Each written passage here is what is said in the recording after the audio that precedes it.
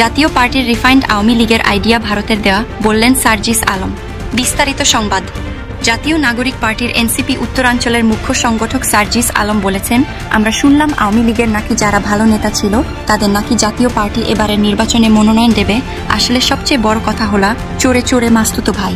Refined Awami লীগের যে গল্প এই আওয়ামী লীগের দোসর জাতীয় পার্টির কো চেয়ারম্যান মোস্তাফিজার রহমান দিতেছে, এই রিফাইন্ড আওয়ামী লীগের আইডিয়া হইতেছে ভারতের দেওয়া। এই আইডিয়া অভ্যুত্থান পরবর্তী বাংলাদেশে বাস্তবায়ন হবে না। আজ শনিবার সন্ধ্যার আগে পঞ্চগড় শেরে বাংলা পার্ক সংলগ্ন জেলা পুলিশ শ্রমিক ইউনিয়ন কার্যালয়ে পুলিশ শ্রমিকদের সঙ্গে মত বিনিময় সভা শেষে সাংবাদিকদের সঙ্গে আলাপকালে তিনি এসব কথা বলেন। সার্জিস আলম বলেন, আমরা স্পষ্ট করে একটা কথা বলি, এই 24-এর অভ্যুত্থানে হাজারের বেশি ছাত্র জনতাকে খুন করেছে। সেই খুনিরা এই বাংলাদেশে কখনো রাজনীতি করতে পারে না। এনসিপির এই নেতা বলেন, যেভাবে আওয়ামী লীগের রাজনৈতিক বা দলীয় সব কার্যক্রম নিষিদ্ধ করা হয়েছে, আওয়ামী লীগের সবচেয়ে বড় দোসর আওয়ামী লীগের অবৈধ নির্বাচনের বৈধতা দেওয়ার চেষ্টা করা জাতীয় পার্টির কার্যক্রম একইভাবে নিষিদ্ধ ঘোষণা করতে হবে।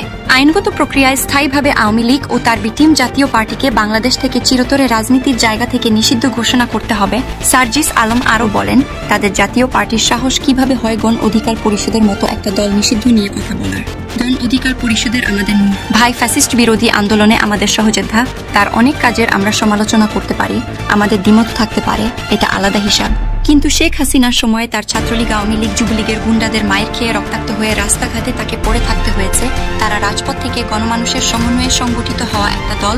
অন্তর্বর্তী সরকারের উদ্দেশ্যে সার্জিস বলেন, আপনাদের এ ধরনের ফ্যাসিস্টদের দোসরদের প্রতি নমনীয় আচরণ আপনাদের প্রতি বাংলাদেশের মানুষের আস্থার সংকট তৈরি করছে। আপনারা শুধু একটা গতানুগতিক সরকারের দায়িত্ব পালন করার জন্য যাননি, আপনারা এতজন মানুষের জীবনের রক্তের উপর দিয়ে সংস্কার করতে গেছেন।